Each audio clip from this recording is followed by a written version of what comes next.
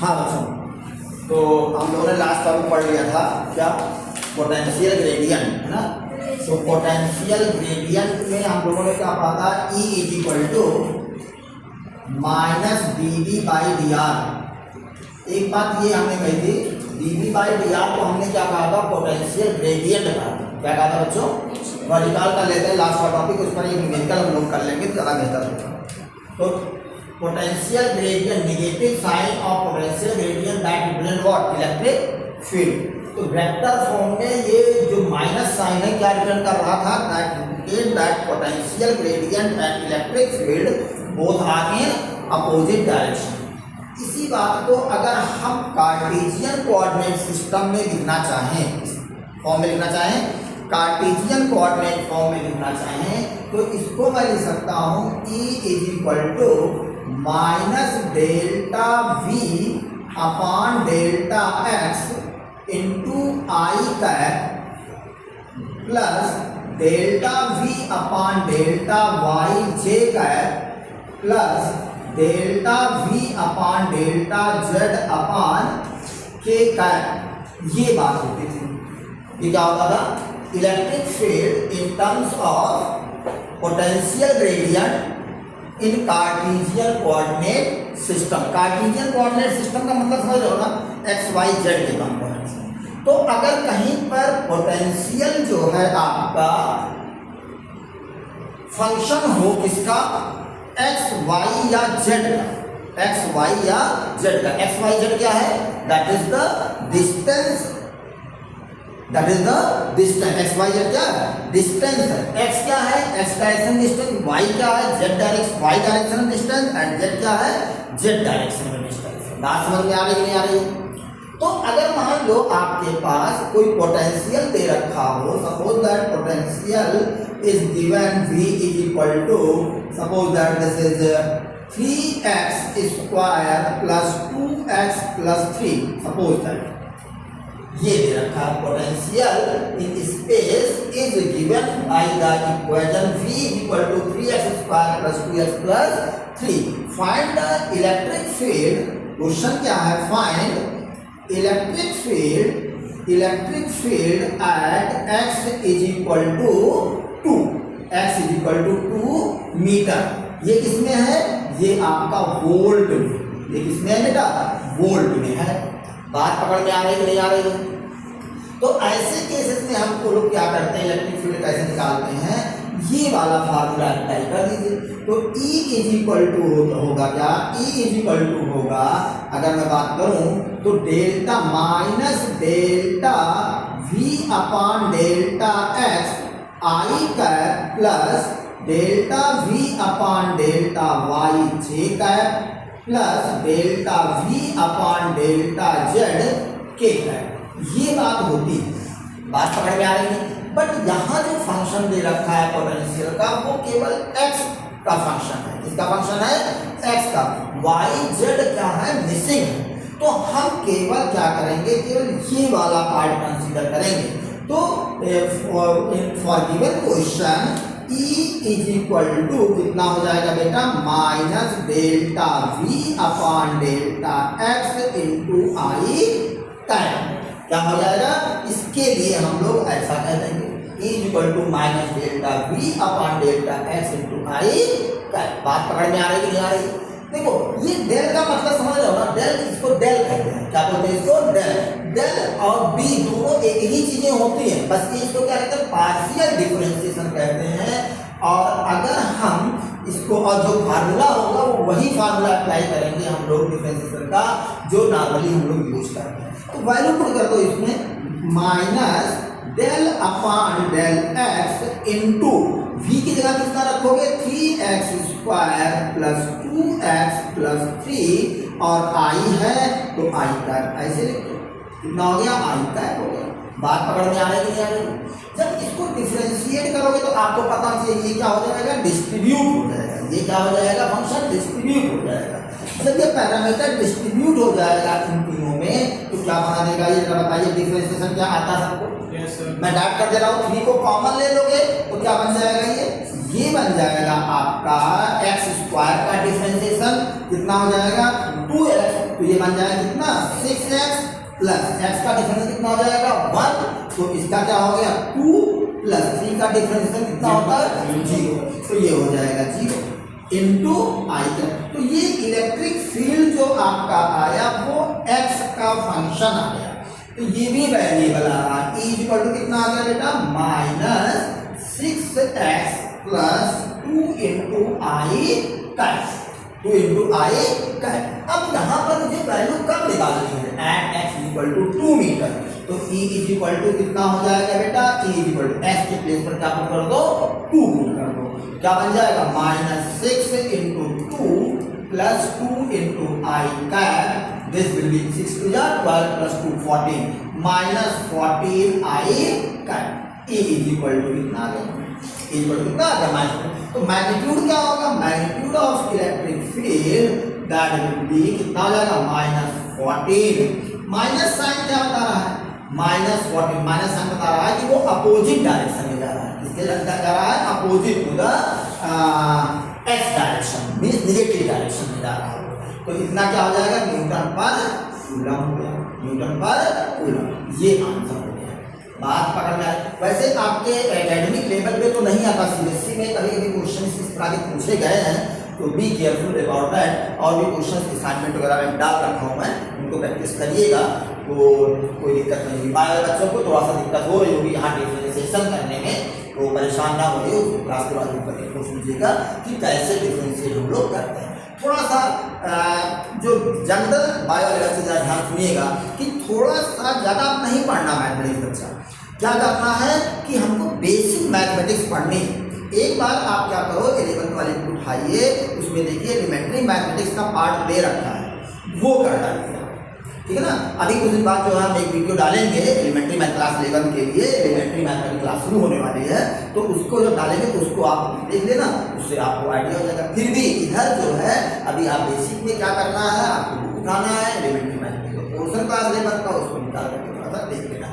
Basic mathematics से ज़्यादा कुछ खास नहीं है बात भाई। तो ये इस तरीके से हम लोग क्या निकाल लेंगे, इलेक्ट्रिक फील्ड निकाल लेते हैं। चलिए, तो ये हो गया क्या पोटेंशियल ग्रेडियंट और इलेक्ट्रिक फील्ड किस तरह से हम लोग निकालते हैं और क्या चीज़ होती है। आगे बढ़ते हैं, नेक्स्ट टॉपिक है दैट वेरी इंपॉर्टेंट टॉपिक, बहुत ध्यान समझिएगा, एक क्वेश्चन एग्जाम में आना ही आना है, ठीक है ना। और कुछ नहीं करना है, थोड़ा सा बेसिक कॉन्सेप्ट समझिए, चीज़ों को ध्यान से सुनिए, लास्ट तक पढ़िए, अपना कंसंट्रेशन मेंटेन रखिए, चीज़ें एकदम क्लियर हो जाएंगी। और टॉपिक क्या है, इलेक्ट्रिक पोटेंशियल एनर्जी, क्या चीज, इलेक्ट्रिक पोटेंशियल एनर्जी। तो इलेक्ट्रिक पोटेंशियल एनर्जी, एनर्जी कहीं पर भी अगर बात आती है, इतना दिमाग में रखिए, जैसा कि बार बार इस बात को कहता रहता हूँ कि अगर एनर्जी कहीं पर आ रहा है, इसका मतलब ये हुआ, क्या हुआ कि वहां पर वर्क हुआ होगा। बेटा बात समझ में आ रही है, यहाँ से पकड़ने की कोशिश करिए आप, ठीक है ना। एनर्जी का मतलब ये होता है, एनर्जी का मतलब होता है कि कहीं पर फोर्स लग रहा होगा और उस फोर्स की वजह से हमें कुछ वर्क मिल रहा होगा या हमें करना पड़ रहा होगा। बात समझ आ रही। तो कैसे, कहाँ हम लोग यहाँ पर बात कर रहे हैं इलेक्ट्रिक पोटेंशियल एनर्जी, तो इलेक्ट्रिक पोटेंशियल एनर्जी हमको दो तरीके से बात करनी है, electric potential energy, electric potential energy. एक बात हमने बताई थी, याद करिए, छोटा सा एक टॉपिक था जब हमने शुरुआत किया था इलेक्ट्रिक पोटेंशियल का, इलेक्ट्रिक पोटेंशियल की डेफिनेशन बताई थी, तो मैंने कहा था if this is a uniform electric field, if this is a uniform electric field, electric field is same everywhere, electric field is same everywhere, but potential is different, potential is different. यहाँ पर potential कुछ और होगा, यहाँ पर potential कुछ और होगा, यहाँ पर पोटेंशियल कुछ और होगा। यानी कि, और मैंने ये भी बताया था कि इलेक्ट्रिक पोटेंशियल क्या होता है, electric potential that is the characteristic of any point, और ध्यान समझना, electric potential is the characteristic of any point in electric field. किसी इलेक्ट्रिक फील्ड में इलेक्ट्रिक पोटेंशियल क्या होता है, उस पॉइंट का कैरेक्टरिस्टिक होता है। अगर हम किसी पॉइंट पर 1 कूलम चार्ज को रखें, अगर मान लो इस पॉइंट का पोटेंशियल कितना है 1 वोल्ट है, कितना है 1 वोल्ट है, और 1 कूलम चार्ज अगर इस पॉइंट पर मैं लेके आऊंगा तो रखूंगा, तो इसका मतलब उस चार्ज के अंदर 1 जूल एनर्जी स्टोर हो जाएगी। बात समझिएगा, अगर कहीं का पोटेंशियल 1 वोल्ट है और वहां पर 1 कूलम चार्ज मैं लेके आ रहा हूं, वहां पर क्या लेके आ रहा हूं, 1 कूलम चार्ज ला रहा हूं, कहां से, इनफाइनाइट से, तो मैं कहूंगा उस चार्ज के अंदर कितनी एनर्जी स्टोर हो जाएगी, 1 जूल एनर्जी स्टोर हो जाएगी। कितनी हो जाएगी, 1 जूल। अगर 2 कूलम चार्ज ला रहा हूं तो कितनी हो जाएगी, 2 जूल एनर्जी कंजर्व स्टोर हो जाएगी। अगर 3 कूलम चार्ज लेके आ रहा हूं तो क्या हो जाएगा, अब वो एनर्जी किसके पास होगी, वो एनर्जी वास्तव में उस चार्ज के पास होगी, लेकिन वो एनर्जी कहां से जनरेट हो रही, कौन जनरेट कर रहा है, इस पोटेंशियल की वजह। वास्तव में पोटेंशियल कुछ नहीं है, लेकिन जैसे मान लो यहाँ का पोटेंशियल मैंने कहा कितना है, 1 वोल्ट है, कितना है, 1 वोल्ट है। अब एक चार्ज को यहाँ लेके आया, कितना चार्ज है, मान लेते हैं 1 कूलम चार्ज है, तुमने कहा कि उसके पास एनर्जी कितनी है, 1 जूल है। उस पॉइंट पर जैसे ही ले आओगे, इसका मतलब क्या हुआ कि उस चार्ज के पास एनर्जी कितनी हो गई बच्चों, 1 जूल एनर्जी हो गई। कितनी एनर्जी हो गई, 1 जूल। अब आप कहोगे सर एनर्जी कहाँ है, अब आप कहोगे एनर्जी कहाँ है, तो आप एनर्जी अब दिखेगा नहीं, लेकिन जैसे ही उसको रिलीज करोगे तुरंत वो उतनी काइनेटिक एनर्जी क्या करेगा, वो गेन कर लेगा। क्या कर लेगा, तो जैसे मैंने कहा कि ग्रेविटेशनल पोटेंशियल एनर्जी आपने पढ़ी है, जैसे मैंने कहा कि आप किसी बॉल को यहाँ रखो, ये ग्राउंड है, ग्राउंड से मान लो 1 मीटर हाइट पे रखा 1 किलोग्राम मास को, कितने किलोग्राम मास को, 1 किलोग्राम मास को 1 मीटर हाइट पर ग्राउंड से रख रहे हो, तो मैं कहूंगा क्या, उसके पास कितनी एनर्जी होगी, mgh।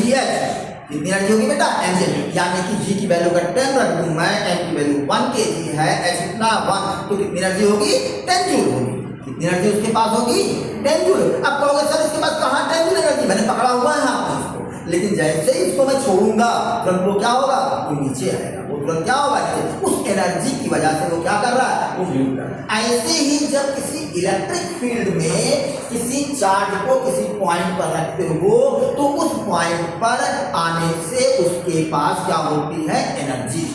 पोटेंशियल एक तरीके से, इलेक्ट्रिक पोटेंशियल एक तरीके से क्या है, एनर्जी ही है। क्या है वो, एनर्जी। लेकिन किसकी एनर्जी है, वो 1 अगर वोल्ट पे पोटेंशियल है तो इसका मतलब वहां की एनर्जी कितनी है, 1 जूल एनर्जी। कितनी एनर्जी है, 1 जूल एनर्जी। बात पकड़ में आ रही।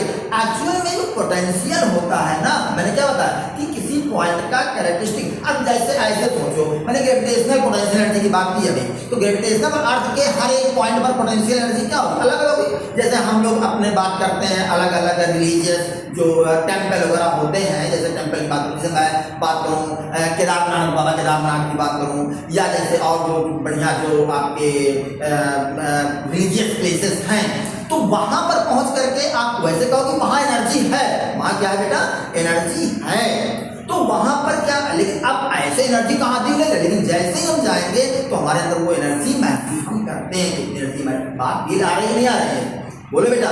तो ये एनर्जी क्या, वो पोटेंशियल क्या, वहां उतना पोटेंशियल है जैसे ही उस जैसा। अब वो पोटेंशियल किसकी वजह से, जैसे मैंने कहा यहाँ इलेक्ट्रिक पोटेंशियल, तो इलेक्ट्रिक यानी कि चार्ज की वजह से पोटेंशियल क्रिएट हो रहा है। तो अगर कोई चार्ज वहां लेके आओगे तो उसके पास क्या होगा, वो इलेक्ट्रिक एनर्जी आ जाएगी। कौन सी एनर्जी आएगी, इलेक्ट्रिक पोटेंशियल एनर्जी आ जाएगी। मेरी बात पकड़ में आ रही है कि नहीं आ रही है, बात समझिएगा थोड़ा ध्यान से। अब यहाँ पर जो हम लोगों को पढ़ना है इलेक्ट्रिक पोटेंशियल एनर्जी, तो 2 तरीके से बात करनी है। पहली बात तो ये करनी है कि electric potential energy of a charge inside in an external electric field. किसी एक्सटर्नल इलेक्ट्रिक फील्ड में किसी चार्ज की पोटेंशियल एनर्जी क्या होती है, तो क्या होती है, डेफिनेशन क्या कहोगे, work done in bringing a charge, नहीं कहोगे आप, work done in bringing a charge inside in an electric field at any point is stored in the form of energy. That energy is called electric potential energy of that charge. मेरी बात समझ में आई। तो मान लो कि मैंने कहा कि यहाँ का एक ये पॉइंट है इलेक्ट्रिक फील्ड में ए, इसका पोटेंशियल कितना है, तो सपोज कर लो यहाँ इसका पोटेंशियल VA है। कितना पोटेंशियल है बच्चों, VA पोटेंशियल है। अब यहाँ पर अगर मैं कोई चार्ज Q लेके आ रहा हूँ, क्या लेके आ रहा हूँ बेटा, कोई चार्ज मैं Q लेके आ रहा हूँ, कहाँ से ला रहा हूँ, इनफाइनाइट से लेके आ रहा हूँ।